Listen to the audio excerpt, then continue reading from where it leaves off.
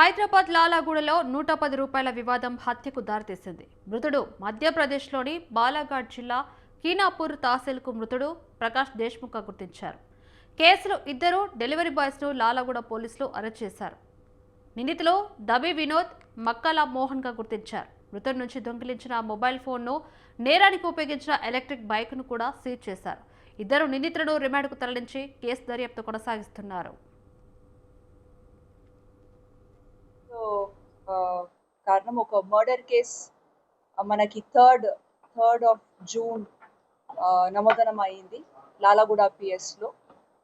Crime number 239/2026 under sections of murder లో పెట్టి case నమోదనం చేశాము.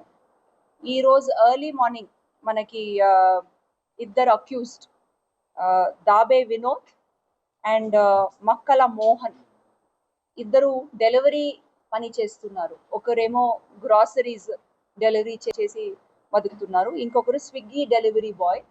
వీళ్ళిద్దరూ కలిసి ఒక person Jayaprakash Deshmukh 38 years Balaghat district of మధ్యప్రదేశ్కి చెందిన వ్యక్తిని థర్డ్ నాడు మనకి బాడీ దొరికింది.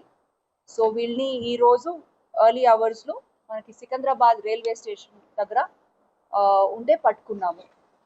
సో వీళ్ళ దగ్గర నుంచి మనకి ఒక డిసీజ్డ్ది